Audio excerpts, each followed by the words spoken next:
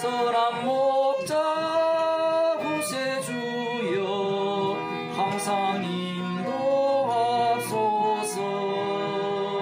선한 목자 구세주여 항상 인도하소서. 양의 문이 되신 예수여 우리 영접하시고 길을 잃은 양의 무리를 항상 인도하소서. 선한 목자 구세주여 항상 인도하소서. 선한 목자 구세주여 항상 인도하소서. 범이 많고 약한 우리도 용납하여 주시고 주의 넓고 크신 은혜로 자유롭게 하소서. 선한 목자 구세주여 지금 나아갑니다. 선한 목자 구세주여 지금 나아갑니다. 일찍 주의 뜻을 따라서 살아가게 하시고 주의 크신 사랑 베푸사 주를 쫓게 하소서. 선한 목자 구세주여 항상 인도하소서. 선한 목자 구세주여 항상 인도하소서.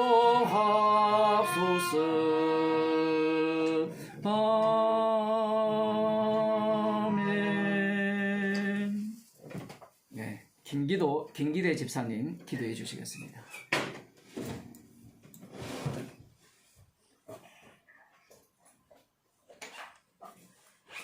참 생명이신 주님께서 십자가의 피공로를 증거하기 위하여 죄의 종이었던 우리들은 십자가 안으로 이끌어 주셔서 주님의 백성 삼아주시니 감사합니다. 날마다 십자가의 삶 속에서 벌어지는 크고 작은 사건들을 통하여 우리들이 십자가의 원수임을 깨달아 알아가게 하시고 죄의 깊이를 알아가게 하시어 십자가만 밝히 보이게 허락하시니 감사합니다. 이 시간 주님의 종을 통하여 선포되는 말씀으로 주님께서 당하신 십자가의 고난에 죄인된 우리들도 참있게 하시니 얼마나 복되고 기쁜 일인지를 깨닫는 은혜를 허락하여 주시옵소서.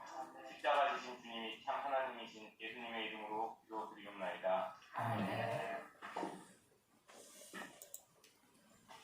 잠언서 20장 11절에서 17절 말씀입니다.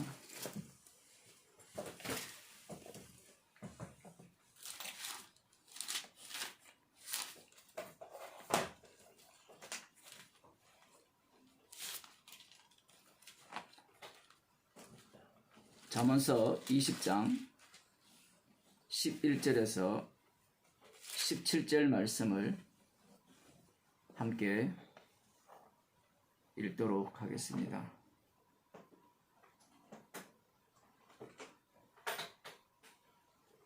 비록 아이라도 그 동작으로 자기의 품행의 청결하며 정직한 여부를 나타내느니라. 듣는 귀와 보는 눈은 다 여호와의 지으신 것이니라. 너는 잠자기를 좋아하지 말라. 네가 빈궁하게 될까 두려우니라. 내 눈을 뜨라. 그리하면 양식에 족하리라. 사는 자가 물건이 좋지 못하다 하다가 돌아간 후에는 자랑하느니라. 세상에 금도 있고 진주도 많거니와 지혜로운 입술이 더욱 귀한 보이니라. 타인을 위하여 보정이 된 자의 옷을 취하라. 외인들의 보정이 된 자는 그 몸을 볼모 잡힐지니라. 속이고 취한 식물은 맛이 좋은 듯하나 후에는 그 입에 모래가 가득하게 되느니라. 아멘. 기도하시겠습니다.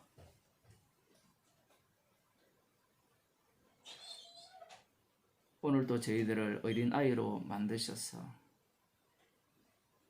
주님의 인도하심을 따르는 주의 백성으로 만들어 주옵소서. 예수님 이름으로 기도드리옵나이다.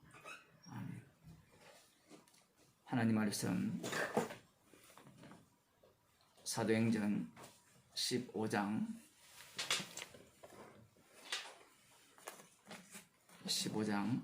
12절에서 18절 말씀입니다. 제가 읽어드리도록 하겠습니다.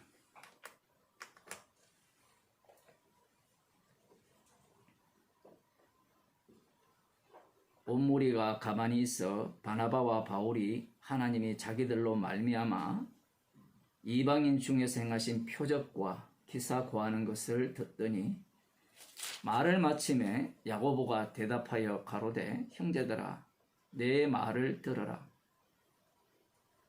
하나님이 처음으로 이방인 중에서 자기 이름을 위할 백성을 취하시려고 저희를 권고하신 것을 시므온이 고하였으니 선지자들의 말씀이 이와 합하도다.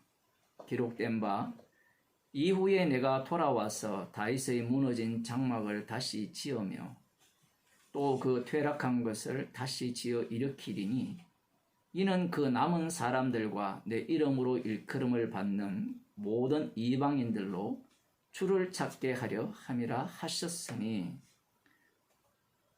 즉 예로부터 이것을 알게 하시는 주의 말씀이라 한가 같으니라. 아멘.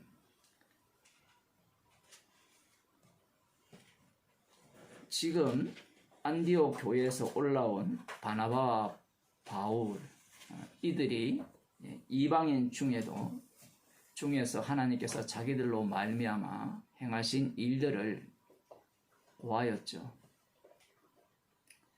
고하였을 때 어떤 바리새인들이 일어나서 대적을 하는 겁니다. 율법을 지켜야 한다. 할례도 행해야 한다. 그렇지 아니하면 구원이 없다. 이런 주장을 펼쳤습니다. 그러자 이제 베드로가 일어나서 복음을 이렇게 전하는 겁니다. 사실 베드로가 말하는 내용은 특별한 내용이 아니죠. 이미 이전에 고넬료 집안 그 이방인들이 복음을 들었던 그 사건을 이 예루살렘 교회가 다 알고 있죠. 그 당시에 이 베드로가 이방인들과 함께 먹었다 뭐 이런 이야기에 대해서 예루살렘 교회가 약간 부정적인 그러한 입장을 취했습니다. 그 사도행전 11장 3절에 보면 가로되 네가 무할례자의 집에 들어가 함께 먹었다 하니 베드로가 저희에게 이 일을 차례로 설명하여 가로되 이미 한 차례 이 예루살렘에 있는 교회는 주께서 하시는 일에 대해서 대적자의 입장에 선 것을 볼 수 있습니다. 사도행전 11장에서는 대부분이죠. 예루살렘 교회 대부분이 부정적인 입장을 취했고 오늘 본문에서는 사도행전 15장에서는 강경파죠. 일종의 바리새인들, 어떤 바리새인 중에 믿는 자들 그런 자들이 지금 이 주께서 하신 일에 대해서 대적을 할 때 베드로가 설교를 하는데 사도행전 11장에서 그 사도 베드로가 어떤 이야기를 하느냐라고 할 때는 17절에 보면 그런즉 하나님이 우리가 주 예수 그리스도를 믿을 때에 주신 것과 같은 선물을 저희에게도 주셨으니 내가 누구간데 하나님을 능히 막겠느냐 하더라.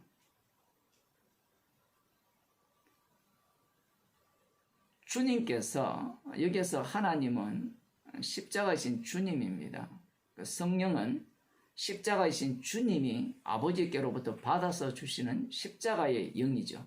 그리스도의 영입니다.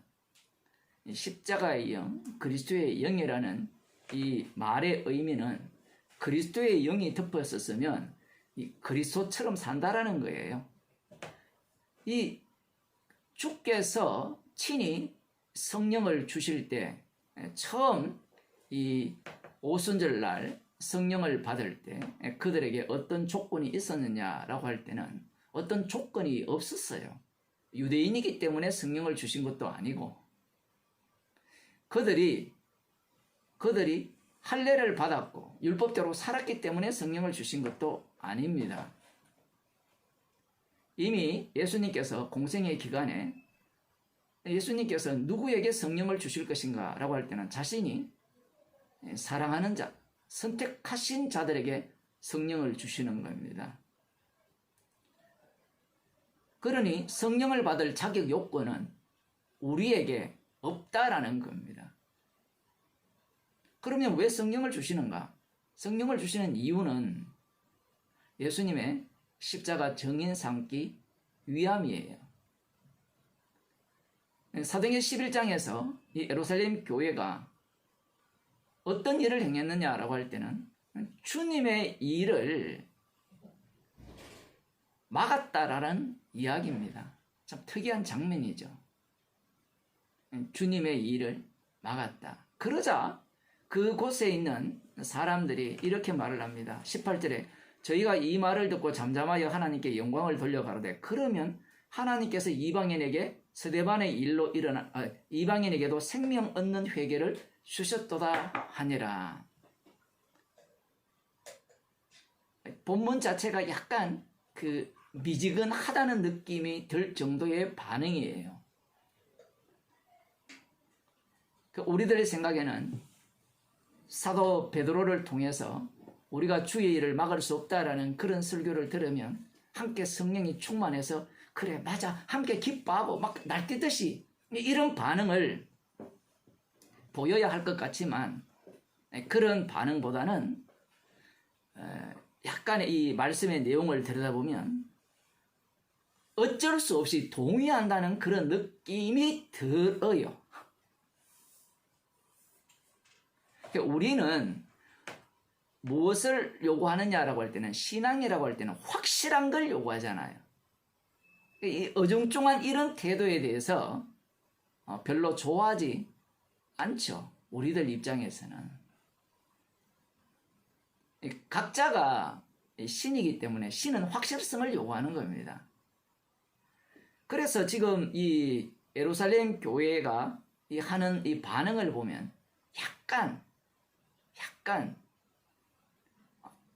동의는 할 수밖에 없는데 자신들이 살아온 이 육체 자기들의 이 혈통이죠. 표현을 하면 그것들이 이들 속에 지금 가득 차 있다라는 느낌을 지울 수가 없는 겁니다. 그 인간이라는 자체가 뭐 우리들이 생각할 때 성령을 받으면 획각 뒤집어져 가지고 모든 것들이 바뀌어 가지고 어떻게 변화될 거라 뭐 그런 생각을 우리들이 많이 갖잖아요.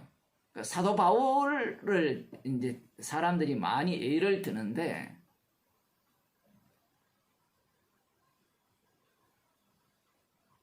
베드로를 보게 되면 베드로는 그렇지 않거든요. 사도 바울에게도 그런 모습들이 여전히 나타나지만 주께서 베드로를 사용하는 방식과 사도 바울을 사용하는 방식이 달라요. 여러 가지 주께서 자기 이름을 증거하기 위한 조치이기 때문에. 그런데 이 교인들이 성경을 읽을 때 자기 마음에 드는 모델을 계속해서 뽑아내는 거예요. 뽑아내다 보니까 성령을 받으면 하나님의 뜻을 제대로 알아서 뭔가 하나님을 대적하지 않는 그러한 어떤 모습으로 주님을 섬길 것이다. 그런 생각을 갖게 되지만 실제로는 그렇지 않다라는 겁니다. 이미 예루살렘 교회가 주님의 이 일을 막은 경험이 있어요. 그 베드로가 설교를 할 때 그들은 그러면 하나님께서 이방인에게도 생명 없는 회개를 주셨도다 하니라. 이 얘기의 의미가 이제 15장에서 비로소 좀 더 명확하게 밝혀진다라는 겁니다. 여전히 지금 예루살렘 교회는 무엇과 연결되어 있느냐라고 할 때는 혈통과 연결되어 있어요. 아브라함과 연결되어 있다라는 겁니다.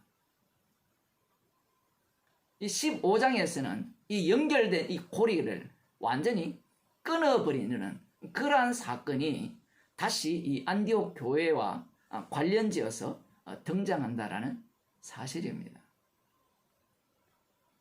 베드로가 하는 설교는 이 고넬료 사건을 바탕으로 하여서 다시 이야기를 하는 거예요.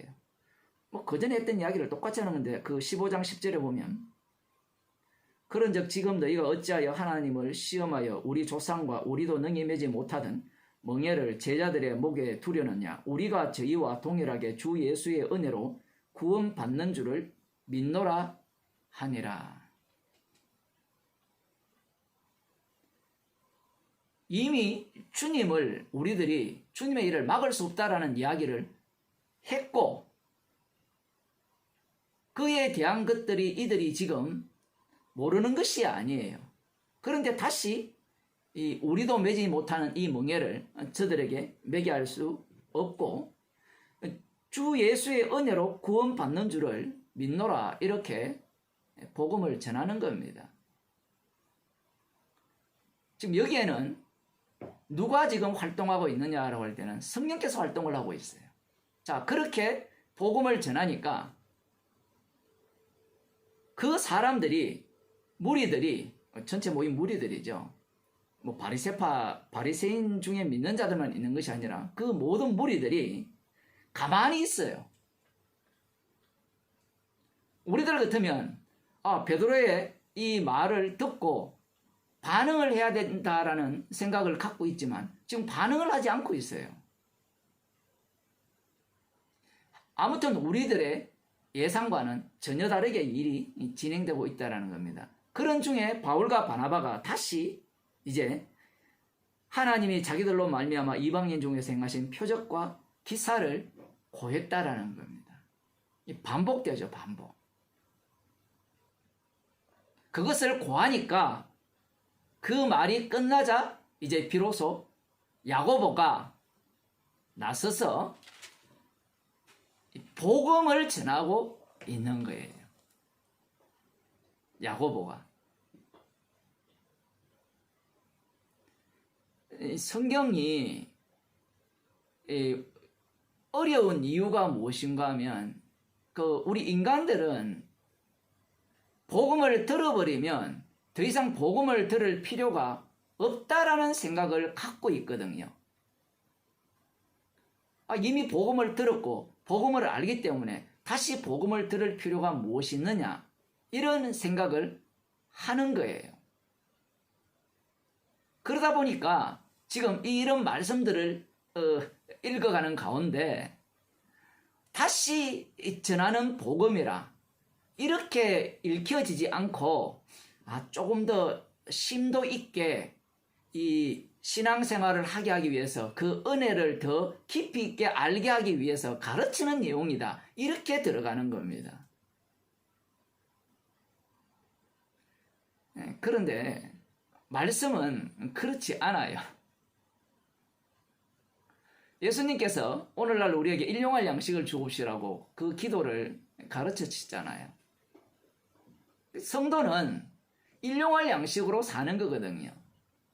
지금 이 예루살렘 교회는 일용할 양식으로 살고 있다라는 것을 놓치었다라고 볼 수 있는 겁니다. 이미 이들은 복음을 알기 때문에 자신들을 어느 위치에 올려놓느냐라고 할 때는 자신들을 판단자의 위치에 올려놓았다라는 사실이에요. 그 판단이라는 것이 복음에다가 무엇이 섞여 있는가라고 할 때는 자신의 경험이 함께 섞여 있다라는 사실이에요. 자신이 살아온 그 바탕. 이것은요, 누구나 동일합니다. 우리들도 예수님을 믿고 복음을 안다라고 하지만 그 안다라는 이야기를 할 때, 복음을 믿는다라고 할 때 우리가 살아온 그 세월이죠. DNA는 뭐 올라가면 첫째 아담이지만 그 DNA가 분화가 되잖아요. 분화가 되면 우리 부모부터 시작해서 그 습관이라든가 말투라든가 주위 환경, 그래서 생물학적인 것이 요인이 인간을 뭐 이렇게 만드느냐, 안 그러면 그 주변 환경이 인간을 이렇게 만드느냐, 뭐 어떻게 이야기해도 그 환경 자체가 다 나를 만든 거예요. 그런 것과 섞이게 돼 있다라는 사실입니다. 복음이라는 자체가. 그렇게 이렇게 이해를 하게 함으로 말미암아 다시 주님께서는 자기 백성들에게 일용할 양식을 주시는 거예요. 일용할 양식이라는 것은 나 받았으니까 없어도 돼요라는 것이 아니라 광야 이스라엘 백성들에게 만나를 매일 내리셨듯이 오늘 또 자기 백성에게 계속해서 내리신다라는 겁니다. 그런데 우리는 악마를 닮았잖아요. 선악과를 먹었기 때문에 내리는 일용할 양식으로 사는 것이 아니라 알므로 살잖아요. 선악과를 아는 지식의 열매를 먹었기 때문에 이것이 생명의 진리야. 나 이거 알아. 이것으로 사람들은 사는 겁니다. 그 아는 것은 이 뇌 속에 기억을 하는 것으로 이제 안다가 되고요. 그것이 왜 무용지물인가 하면 이 나중에 뇌가 퇴화되면요, 기억이 안 되거든요. 그렇게 아무리 가르쳐줘도 그 샘플을 계속 옆에 두잖아요. 옆에 치매 걸리신 분들 계시잖아요. 어르신들 중에 주위에 계셨죠. 뭐 저희 부모님도 보면 뭐 치매 걸렸어서 이렇게 돌아가시고, 뭐 저도 안 걸린다는 보장이 없고, 그러한 어떤 기억이 어떻게 믿음이 될 수 있느냐 얘기예요. 구약에서 하나님께서 이스라엘 백성들에게 기억하라 이런 말씀을 되게 많이 하셨거든요.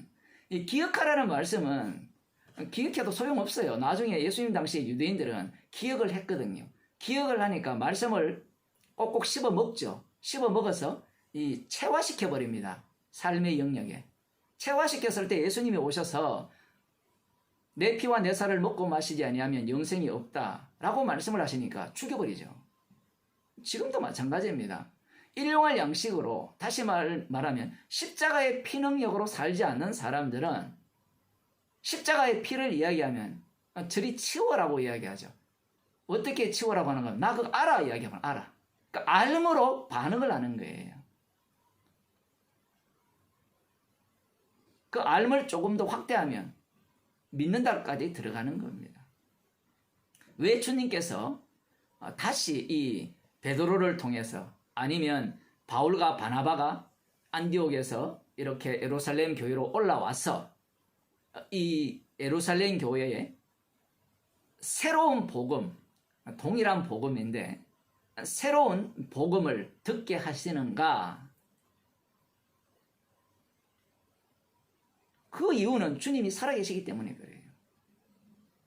주님이 성령 주시고, 성령 주셨다는 것은 주님이 친히 이 교회를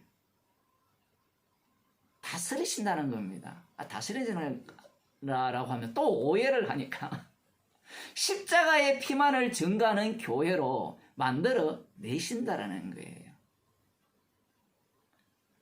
좀 어렵게 이야기하면 성령께서 함께 계시기 때문에 주님의 일을 대적하는 모습을 보인다는 거예요.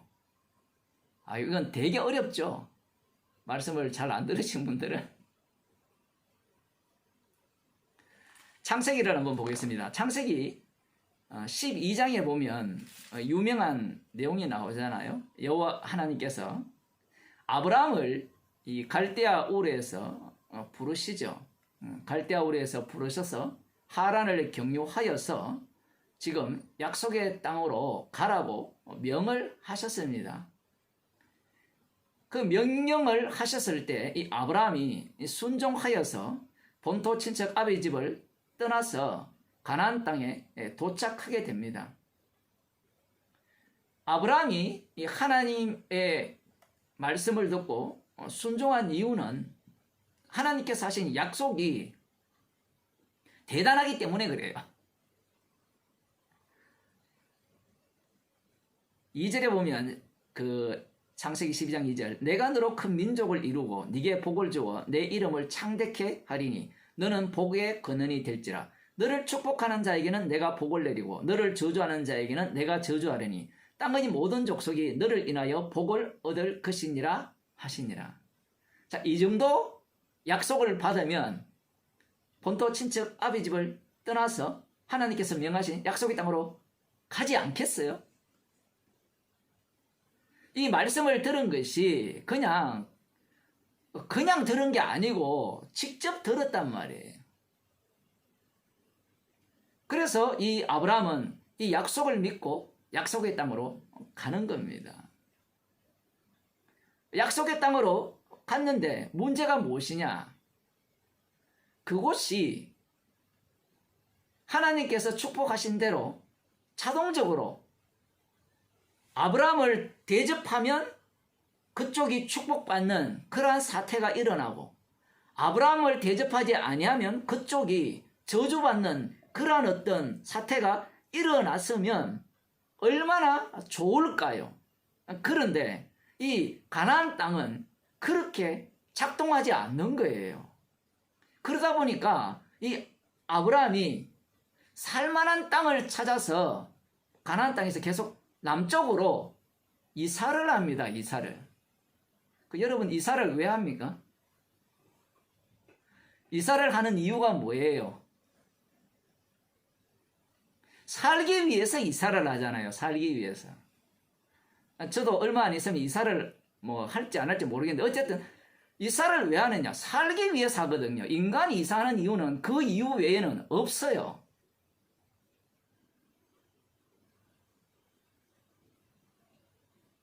살기 위해서 이동을 하는데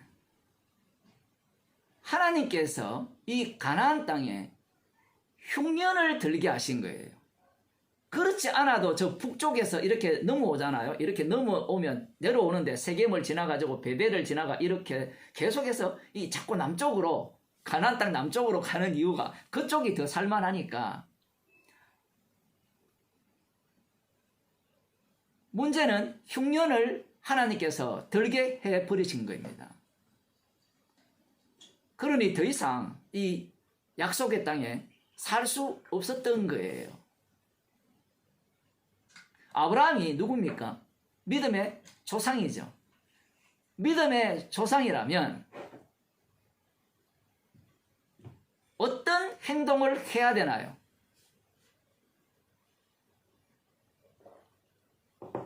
참 말씀 전하기가 어려운 게, 이 믿음의 조상이라 했을 때 이 성령 받지 못한 자들이 생각하는 믿음의 조상과 복음을 아는 믿음의 조상 개념이 다르거든요. 이 성령 받지 못한 자들은 아브라함을 계속해서 어떤 사람으로 몰고 가려고 하는가 하면 진짜 믿음 있는 자로 주님이 만들어내시려고 지금 계속해서 인도하신다. 그렇게 억지로 끌고 가려고 하죠. 지금 내가 믿음이 부족하지만 나중에는 믿음이 정말 아브라함처럼 믿음이 생길 거야. 아브라함 말년에 가면 똑같아요. 제자리로 가거든요.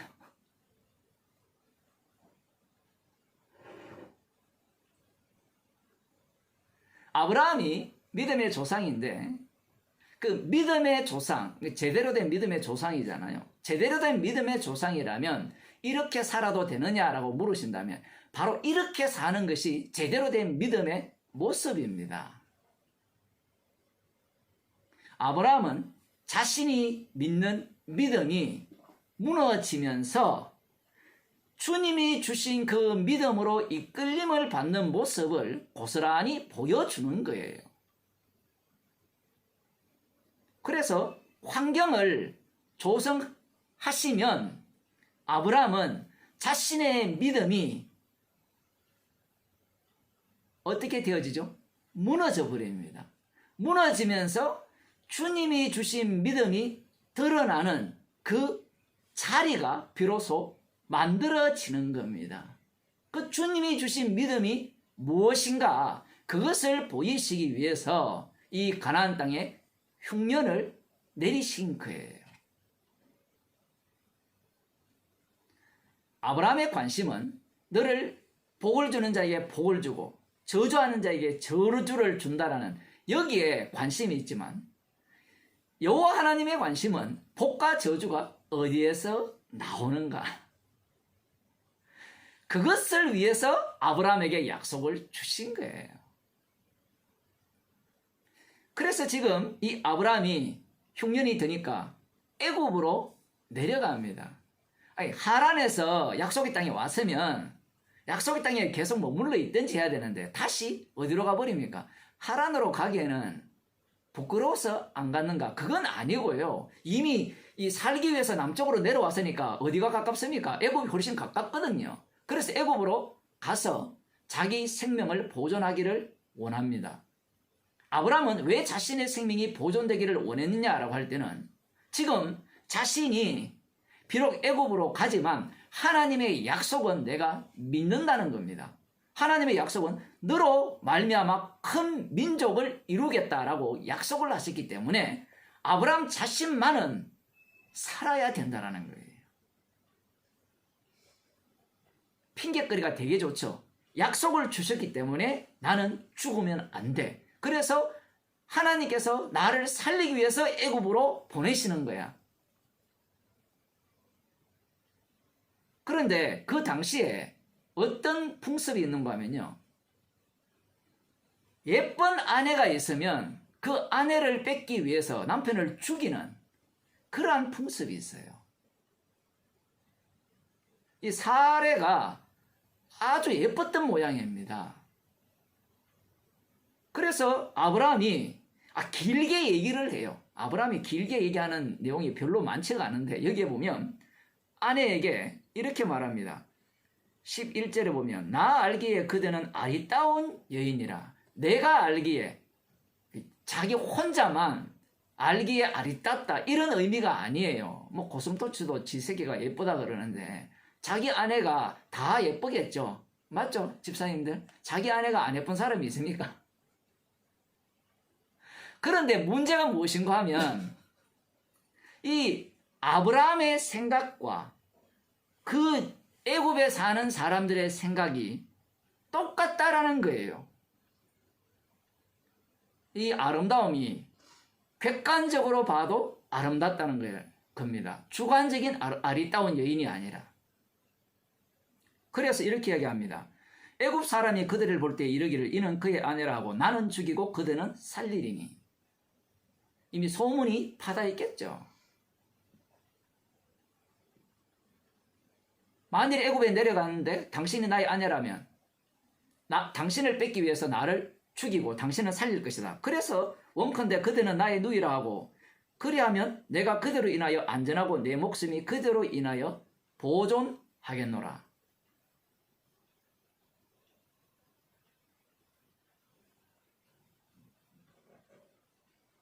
아내 사례를 누이라 속이면 자신을 죽일 일이 없을 것이고 그러면 나의 생명은 보존될 것이라 이렇게 이야기를 하는 겁니다.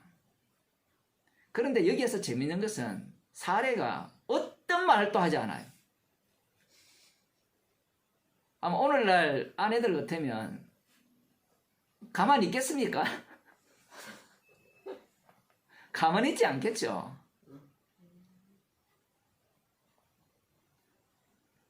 이 사례의 모습은요, 세상죄를 지고 가는 하나님의 어린 양을 보여주는 모습이에요.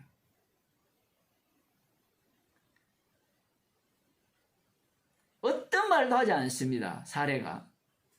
그러면 사례는 앞으로도 늘 어떤 말도 하지 않느냐? 아니에요. 나중에 하가를 취하여서 당신이 들어가서 아들을 낳으세요. 이렇게 또 나댑니다. 그때그때 달라요. 우리들이 생각하는 그러한 어떤 일관성 있는 모습은 성경에서 나오지 않습니다. 그렇게 하시는 이유가 무엇이냐라고 할 때는 주님의 일은 주님만 홀로 하시기 때문에 그래요. 자, 어찌되었든지 지금 애굽으로 내려가자마자 이 아브라함의 계획이 먹혔습니다. 그래서 아브라함은 그 아내로 인하여서 많은 재물을 얻게 되었죠.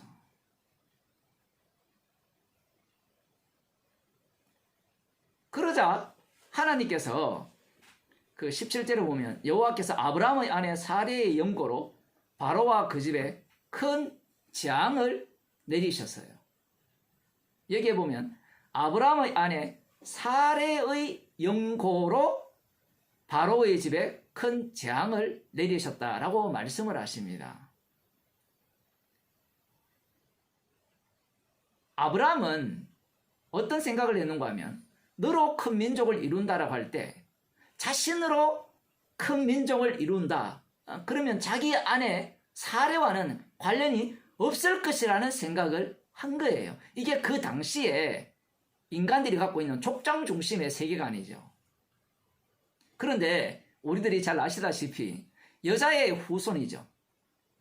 뱀의 머리를 칠 분은 여자의 후손으로 오실 분이잖아요.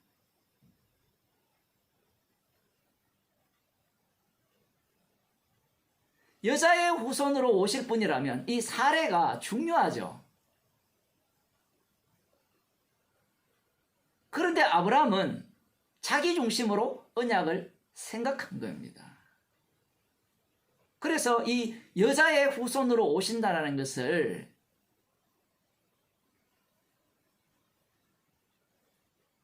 완전히 무시해버리죠.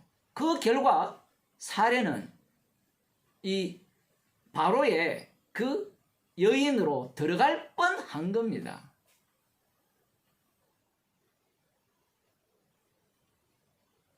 결국 이 사례로 인하여서 아브라함은 살게 되는 거예요. 사례로 인하여서. 아브라함의 계획이, 아브라함의 예상이 먹혀 들어간 것 같은데 그 먹혀 들어감을 통하여서 아브라함이 무엇을 놓치고 있었는가? 달리 말하면 아브라함이 이 하나님의 약속의 의미를 놓치고 있었고 실제로 이 여자의 후손을 낳을 여인을 사지로 내모는 완전히 약속 밖으로 쳐내는 그러한 역할을 아브라함이 했다라는 사실입니다.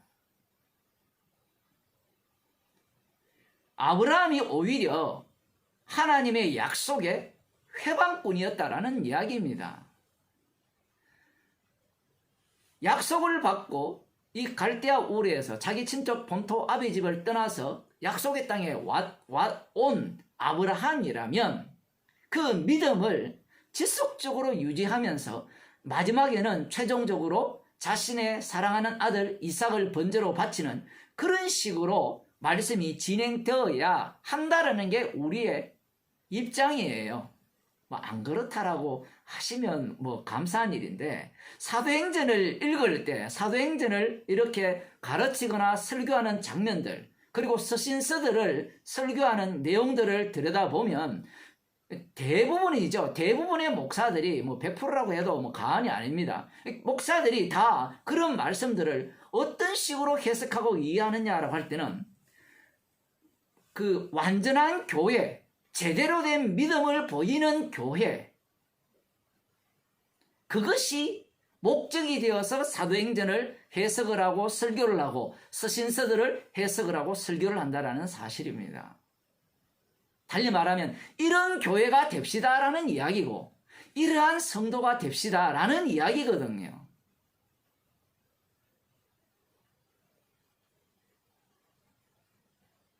아브라함을 불러서 하나님께서 아브라함 되게 하시잖아요. 아브라함을 어떻게 아브라함 되게 하시는가를 증거하기 위한 아브라함이거든요. 그래서 아브라함은 믿음의 조상답게 자기가 생존하기 위해서 하나님의 약속을 믿기 때문에 자기의 아내 사라, 사례를 이 여자를 낳을 그 여자의 후손이니까 그 여자를 완전히 삭제하는 그러한 행동으로 나서는 겁니다. 하나님께서 하신 약속이라는 것은, 언약이라는 것은 아브라함이 이루어낼 수 있는 것도 아니고요. 아브라함은 오히려 이 약속의 회방꾼으로 등장하면서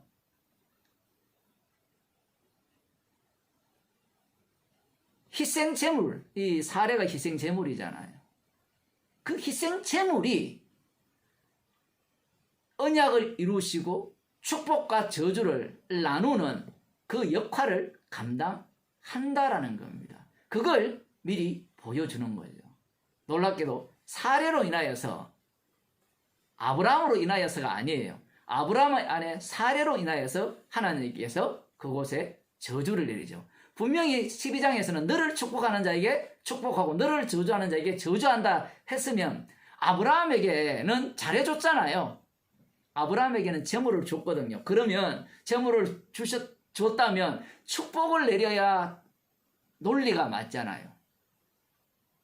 그런데 사라에게 지금 이러한 일을 한 것에 대해서 하나님께서 저주를 내리신 겁니다. 그래서 믿음의 조상 아브라함을 어디로 집어넣느냐라고 할 때는 하나님께서 약속하신 그 약속이 어떻게 이루어지는가? 사실은 아브라함이 누구를 죽여버립니까? 사례를 죽임으로 말미암아 너를 통하여서는 언약이 이루어질 수 없다라는 것을 보여주시면서 믿음의 실체를 이 아브라함의 그 행동을 통해서 보여주고 계시다라는 거예요.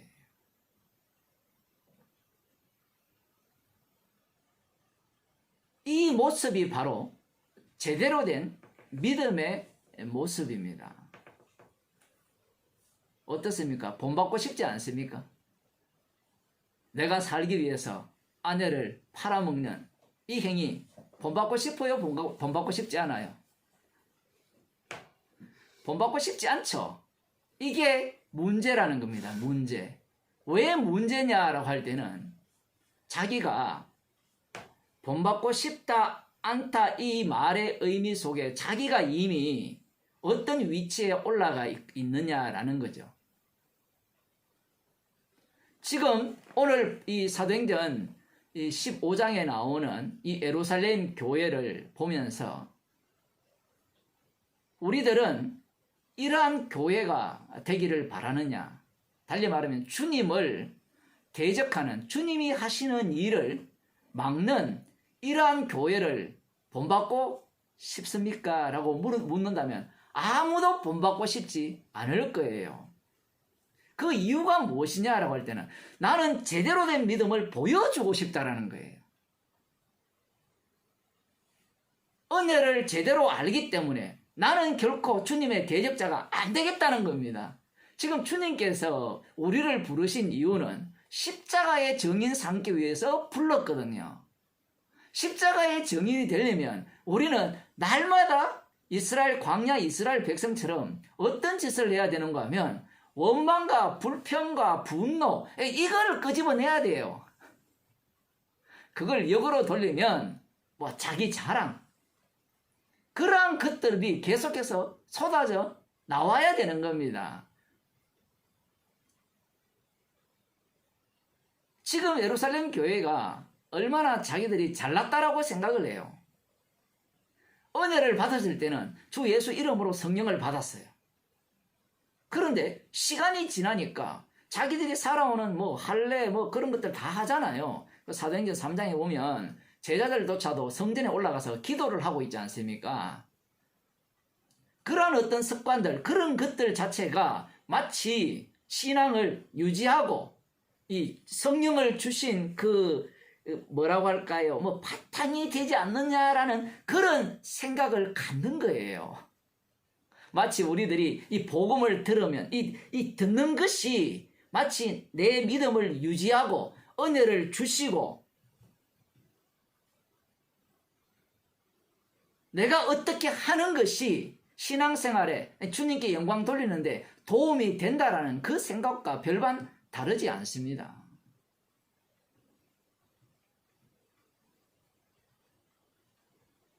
진짜 성령을 받은 자라면 우리는 이 아브라함처럼 나름대로 믿음이 있다 라고 하면서 깊숙이 들어감으로 말미암아 죄인으로밖에 안 드러나요. 이걸 사도 바울식으로 하면 이 이방인의 사도가 되잖아요. 복음을 전해서 복음을 열심히 전하면 뭐밖에 안 나와요? 자기는 죄밖에 안 나와요. 이 양쪽이 너무 극과 극이기 때문에 사람들은 이런 걸 잘 이해를 못하는 겁니다. 부정적인 요소만 죄라고밖에 생각을 못하는 거예요. 이 몸뚱아리가 살아있는 한 우리는 늘 십자가의 원수로 드러날 수밖에 없는 겁니다. 지금 성령께서 교통을 하고 계시거든요. 베드로와 바나바, 그리고 또 누구에게 성령이 있는가 하면 베드로에게 있고, 바나바와 바울, 그리고 베드로, 그 다음 이제 야고보, 그 다음 예루살렘 교회. 이 성령의 이 교통하심 속에는 무엇이 담겼느냐라고 할 때는 자기 부인이 그 속에 들어간다는 겁니다. 자기 부인이 들어간다는 것은 이들의 죄가 덜 추워진다라는 사실이죠. 그래서 비로소 야고보가 이제 베드로, 왜 시몬이라고 표현을 했는지는 잘 모르겠지만 이 시몬, 뭐 여러 의미가 있겠죠. 그 바요나 시몬을 이 베드로라 이렇게 바꾸는데, 어쨌든 지금 이 시몬이 한 말을 야고보가 받아서 이렇게 이야기합니다. 선지자들의 말씀이 이와 합하도다 라고 이야기를 해요. 성령께서 야고보를 통해서 이렇게 말씀하게 하시는 겁니다. 달리 말하면 선지자들이라고 하면 구약에 나오는 모든 선지자들의 글, 그 선지자들의 글은 무엇에 바탕하고 있습니까? 율법. 그러면 율법과 선지자들의 이 말 전체가 어디에 요약되어 있어요? 베드로의 설교 속에 다 담겼다라는 겁니다.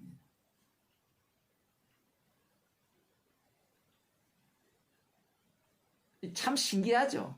그 베드로의 설교, 사람들이 이 신학자들도 마찬가지고 목사들도 마찬가지고 제일 어려워하는 게 뭔가 하면요, 성경 전체를 예를 들어 십자가만 전한다 이렇게 이야기하면요, 사람들이 거부해요. 그 많은 내용이 어떻게 십자가만 전합니까? 지금 여기에서도 십자가만 전하고 있거든요. 그들 눈에는 선지서를 보든지 안 그러면 율법서를 보든지 십자가가 밝게 안 보이는 거예요. 그들 눈에는 하나님의 말씀이 보이는 겁니다. 하나님의 말씀이 보인다는 것은 나는 여기 있고 하나님의 말씀이 있으니까 이 말씀을 내가 들어야 된다라는 쪽에서 지금 듣고 있다라는 거예요. 그래서 지금 할례를 행해야, 율법을 지켜야, 모세가 가르친 율법을 배우고 지켜야 구원이 있다라고 하는 자들의 그 모습과 전혀 다르지 않죠. 말씀이 어디를 향합니까? 십자가를 전가하고 있죠. 그런데 이들은 말씀이 십자가를 전가하는데 그 십자가를 만났어요. 벌써 만났는데 다시 어디로 갑니까? 다시 말씀이 있고 십자가를 아는 내가 있고, 그러니까 중간에 뭘 빼버려요? 십자가를 밀쳐버립니다. 밀쳐버리니까 이 하나님의 말씀은 지켜야 된다는 거예요. 구원의 통로가 하나죠. 1+1 해가지고 하나죠. 십자가의 피로만 구원되는 것이 아니라 갑자기 할례도 행해야 되고 율법도 지켜야 된다는 이런 논리가 펴지는 겁니다. 여러분, 지금 이 바리새파 중에 믿는 자들이잖아요. 이들이 십자가 복음을 안 들은 게 아니에요. 다 들었습니다. 다 듣고 알아요. 근데 암 자체가 왜 소용없느냐라고 할 때는 그 알미라는 것이 다 누구를 위한 것이냐라고 할 때는 자기를 위한 것이거든요.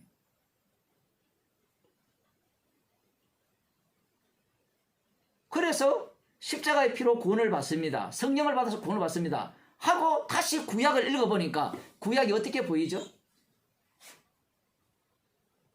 구약은 하나님의 말씀, 율법이 나와 있고 율법대로 살지 않으면 저주받고, 그 이방인이 이 구원에 들어오려면 할례를 행해야 된다. 이런 말씀이 가득 차 있거든요. 그러면 그 말씀을 어떻게 해석할까요?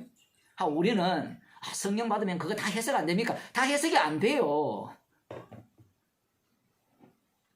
자꾸 우리는 우리를 어떤 식으로 자꾸 만들려고 하는 거면 우리를 완전히 신 같은 존재로 만들려고 하는 거예요.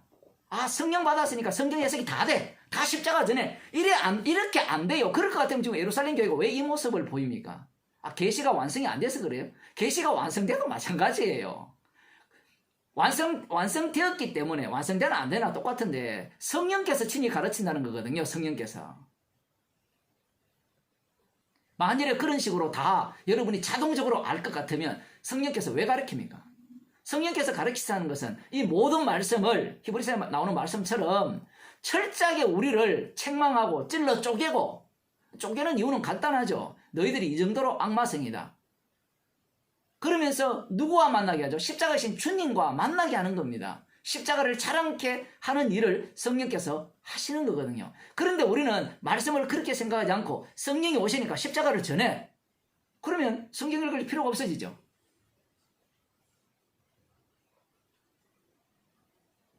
자기는 다 쪼개졌다는 겁니다. 그러한 태도를 누가 갖고 있는가 하면 이 예루살렘 교회가 갖고 있는 거예요. 십자가 중심에서 뭘로 바뀌어버렸어요? 구원 중심으로 바뀌어버린 겁니다. 정말 특이하죠? 이런 말씀들이. 서신서도 마찬가지예요. 십자가 중심에서 구원 중심으로 바로 틀어버립니다. 이것은 구약과 신약이 별로 다르지가 않아요. 출애굽할 때는 철저하게 6월절 어린 양의 피 중심이었어요. 그게 딱 끝나면 이스라엘 백성들이 철저하게 자기 구원 중심으로 돌아서 버립니다. 그러면 목사님 그렇게 안 해야 되지 않습니까? 안 할 수가 없다니까요.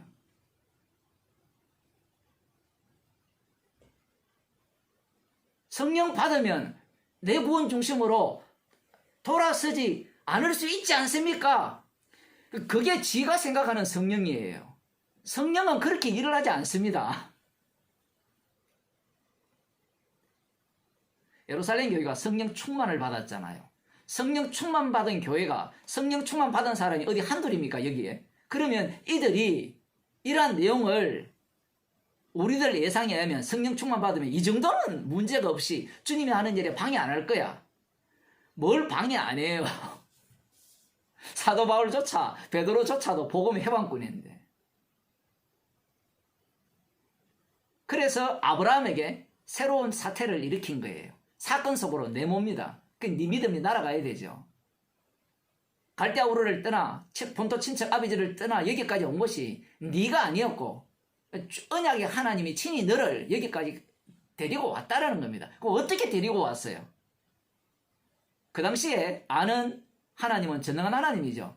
전능한 하나님이 나를 데리고 왔다는 거예요. 그런 신은 이방인들도 다 믿는 신이죠. 그 속에는 하나님의 희생이 그 속에 담긴 겁니다. 최종적으로는 이 아브라함이 사랑하는 아들 독자 이삭을 번제물로 드리잖아요. 그 번제물된 예수 그리스도의 희생이 아브라함을 약속의 땅으로 이끌어 오신 거예요.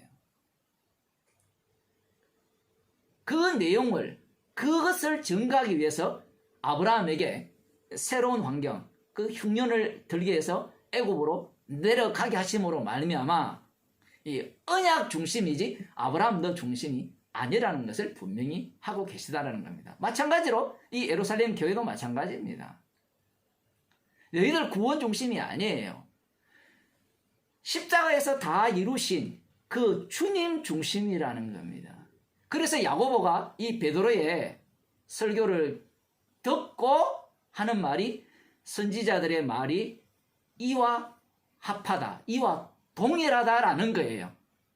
똑같다라는 이야기입니다. 선지자들이 전한 것이. 그 무엇이 똑같은가? 들어가 봅시다. 이후에 내가 돌아와서 다윗의 무너진 장막을 다시 지으며 또 그 퇴락한 것을 다시 지어 일으키리니 이는 그 남은 사람들과 내 이름으로 일컬음을 받는 모든 이방인들로 주를 찾게 하려 함이라 하셨으니 즉 예로부터 이것을 알게 하시는 주의 말씀이라 한가 같으니라. 너무 빨리 읽었는데 이 야고보가 인용한 글은 물론 아모스 9장 11절 12절에 나오는 말씀을 바탕으로 하여 다 틀었어요. 70인역을 그대로 끌고 와서 이렇게 인용을 하면서 동시에 추가를 했습니다. 그러니 1:1 대응 관계는 없어요. 아모스 9장 11절 12절 말씀을 끌고 와서 지금 요 한마디 속에, 이 구절 속에 무엇이 담겨 있느냐라고 할 때는 선지자들의 모든 말씀이 다 담겨 있다는 거예요. 그 내용이 무엇이냐? 이 말씀을 들을 때 여기 보면 이후에 내가 돌아와서 언젠가 하면 하나님께서 이 아모스 선지자를 통해서 북이스라엘을 심판하시고 남유다도 심판하신다는 겁니다. 물론 아모스는 이 유다 사람으로서 북이스라엘 올라가서 예언을 한 선지자지만 결국 북이스라엘의 멸망 속에 어디까지 합류되는가 하면 남유다까지 다 합류돼요. 철저하게 북이스라엘을 쫓아갑니다. 우상숭배부터 시작하여서 남유다도 쫓아가서 결국은 남유다도 멸망을 당해요. 그 아모스 9장을 한번 보겠습니다.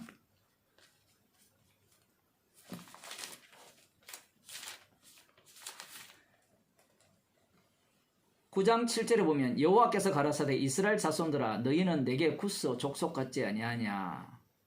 완전히 이 하나님 보시기에 이방인이다 이겁니다.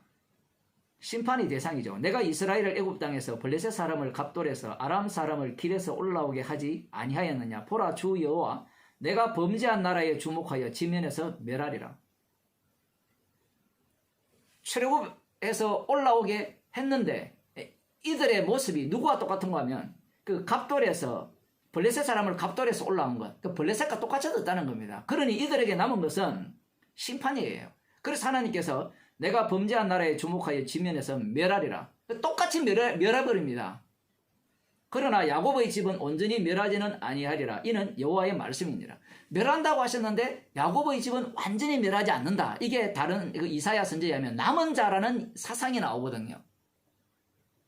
그러니 지금 예루살렘에 있는 그 유대인들, 예수님을 믿는 유대인들은 남은 자 사상이 머릿속에 박혀있는 자들입니다. 자, 그래서 지금 내가 명령하여 이스라엘 족속을 만국 중에서 체질하기를 곡식을 체질한 같이 하려니와 그 한 알갱이도 땅에 떨어지지 아니하리라. 그러니까 알갱이는 남겨두겠다라는 얘기거든요. 남은 자는 남겨두겠다라는 게 지금 이 예수님을 믿는 예루살렘 교회에 있는 사람들의 사고방식이에요. 그러면서 하시는 말씀이 내 백성 중에서 말하기를 화가 우리에게 미치지 아니하며 임하지 아니하리라 하는 모든 죄인은 칼에 죽으리라. 이 말씀이 막 섞여 있잖아요. 화가 우리에게 미치지 아니하리라 하는 자는 다 죽이겠다, 심판하시겠다라는 게 하나님의 말씀입니다. 그러면 예수님 당시에 남은 자들은 어떤 생각을 했을까요? 화가 우리에게 미치리라 생각했을까요? 미치지 않으리라고 생각했습니까? 미치지 않으리라고 생각했죠. 이게 성경이 이상하죠. 분명히 화가 미치지 않으리라고 한 자들을 칼로 멸한다라고 했잖아요. 그럼 예수님 당시에 바리새인들은 율법의 어른은 흠이 없었잖아요. 흠이 없었으니까 자기들은 심판을 받습니까? 받지 않습니까? 받지 않죠. 이 아모스의 말씀이 그렇게 적용된다라고 생각을 꿈에도 못하는 겁니다.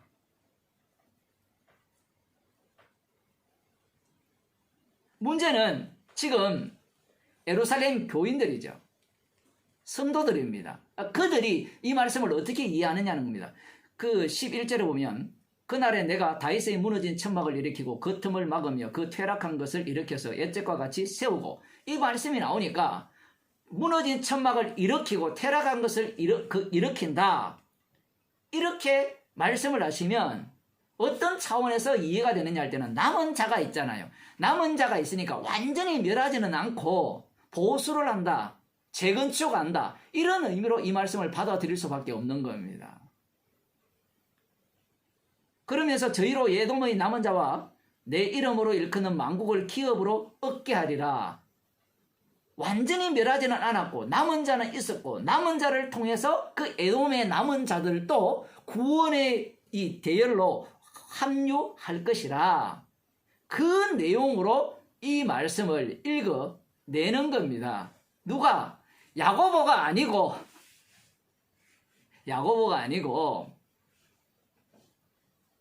지금 야고보의 설교가 그런 의미가 아니에요. 예수님 당시에 유대인들이에요. 그 바리새인과 서기관들, 그 바리새인 중에 몇 사람, 그 사람들이 이 강경파거든요. 일종의. 원래 말하는 사람은 강경파들입니다. 강경파들이 그 전체 분위기를 주도하고 있으면서 나름대로 이 혈통적 우월성을 지금 그들이 주장하고 있는데, 지금 바나바와 바울이 안디옥에서 올라와서 이방인에게 주께서 자신들을 통해서 하신 일들을 고하는 과정 속에서 그러한 해석법을 완전히 무너뜨리는 겁니다. 누가? 야고보가. 지금 아모스를 해석을 하면 북이스라엘 멸망당하고 남유다 멸망당하고 남은 자가 있잖아요. 남은 자를 통해서 지금 하나님께서 일을 하신다라고 이렇게 생각을 하지만, 지금 야고보의 설교는 그게 아니라 지금 선지자들의 글들은 어떤 의미입니까? 다 심판이에요. 다 심판. 예수님이 십자가에 셨다는 것은 모두가 다 심판이에요. 그래서 뭐 다윗의 무너진 장막을 세운다는 이 말 자체가 새롭게 창조한다는 겁니다. 조금 달리 표현하면 남은 자는 예수님 뿐이에요. 근데 예수님을 누가 죽여버립니까? 남은 자라고 여기는 그들이 예수님을 살해해서 제거해버리죠. 그 죽임당한 그분에 의해서 다윗의 무너진 장막을 다시 세우셨다는 겁니다. 이렇게 되면 지금 율법을 지켜야 된다, 할례를 행해야 된다, 이 주장 자체가 누구를 살해하는 일이 돼요? 예수님을 살해하는 일이 되는 겁니다. 지금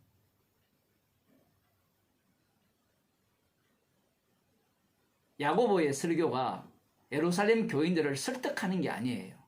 지금 너희들이 그 이방인들의 구원에 대해서 이런 식으로 생각한다는 자체는 예수님을 십자가에 다시 못 박는 짓이라는 겁니다. 지금 순서가 보면 다윗의 무너진 장막을 세우고 그 다음 이방인이 들어오잖아요. 이게 순서잖아요. 성경에 보면 그렇게 순서가 되어 있잖아요. 순서는 그렇게 맞죠. 그 말씀 자체가 그렇게 되어 있으니까. 그런데 이방인이 어떻게 구원을 얻습니까? 십자가의 피로 구원 얻잖아요. 주님이 친히 구원하시거든요.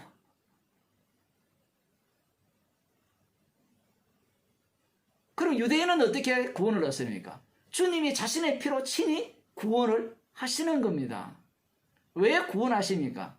십자가의 피 능력을 그들을 통하여서 고스란히 드러내시고 그들을 통하여서 정극케 하시기 위해서 지금 주님께서 십자가의 피 능력으로 선지자의 말씀을 완성하셨다라는 내용을 지금 야고보가 설교하고 있는 거예요.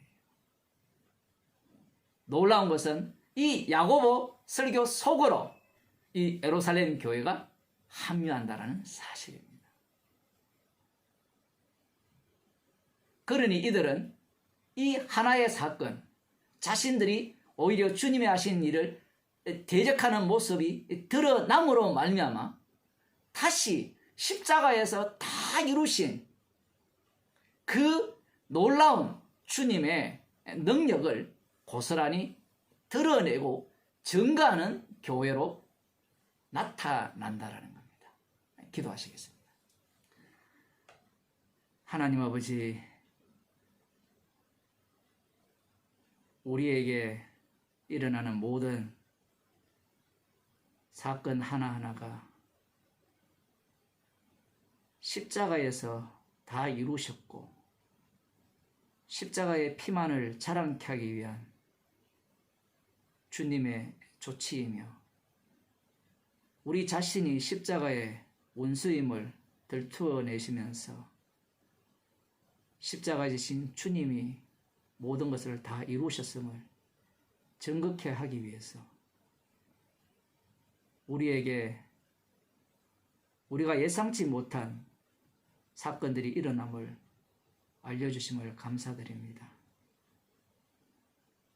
우리가 살아가는 모든 일들이 그 어떠한 것도 나를 위한 것이 없고 십자가에 못 박혀 죽으신 주님만을 증거케 하기 위한 그러한 인생이요, 그러한 사건들임을 저희들이 기쁨으로 대하게 하시고 그 사건 속에서 주님의 십자가의 사랑만이 돋보이며 자랑케 하는 주의 백성이 되게 하여 주옵소서. 예수님 이름으로 기도드리옵나이다. 아멘. 주 예수 그리스도의 은혜와 하나님 아버지의 크신 사랑과 성령의 교통하심이 십자가만을 자랑하기를 소원하는 주의 백성에게 축원하옵나이다. 아멘.